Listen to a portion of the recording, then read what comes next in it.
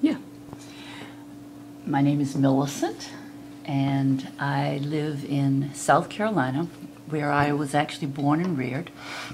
And at the age of 15, was involved in some of the earliest school desegregation in the state of South Carolina. A lawsuit in my name actually enabled 9 African American students to go to schools that were formerly all white. I went to that school for 3 years and always knew that that experience was not one I was bound to forget. But when I became a mother a number of years later and had a young son that I had to start making educational decisions for. I was still living in the South, and times had changed so dramatically that a whole new set of questions was on the horizon. He was a young African-American boy, really disengaged from education.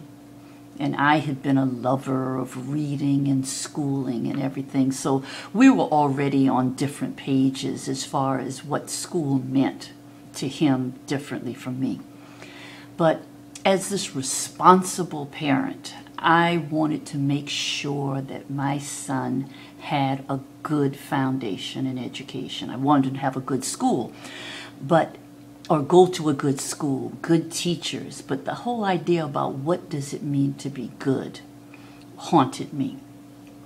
He was adamant that he wanted to go to a school where he was not in a racial minority. He didn't want to go to a private school that I would have found the money for some kind of way to send him to, because all my friends were sending their children to the best educational facility they could afford. I was willing to maybe not go quite that far, but I was certainly going to make sure that he was in a setting that was going to give him that foundation for life. He insisted he wanted to go to school with people of his own color. And it dawned on me finally that I was absolutely at odds with myself.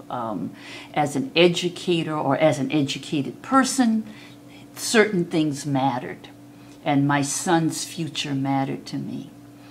But the pain of being the other that I had experienced was just still so graphic.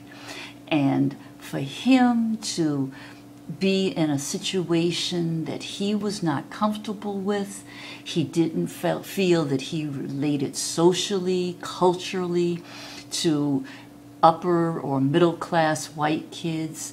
He said, that's not me. I don't want it. I don't want any part of it. I feared that he was over-identifying racially. This was at the beginning of the hip-hop era. He won't seemingly reflect the kinds of lessons and concern for grammar that were a part of the house. He wants to talk a certain way, wear certain clothes, and basically just was taking on the culture that was so troubling. And I could see in the future that, wait a minute, relate to your black experience, yes, but, this going down this one-way street to nowhere was not going to be good for him either. And so it was just a mental battle. I was divorced from his father. The decision was really mine to make.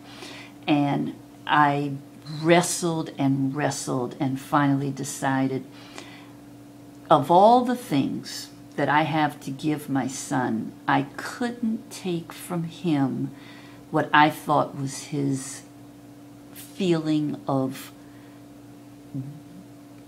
worth and his feeling of identification.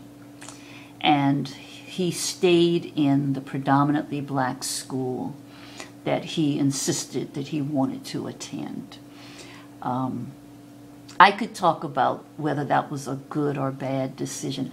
I think he's now 28. He is still not an engaged person the way I would have loved, but I think it's still too early to tell. And I've decided, while I see good coming out of his staying at the school, while I think there were other good things that could have happened had he gone to the other one, I know that it's too early to be sure which was more important.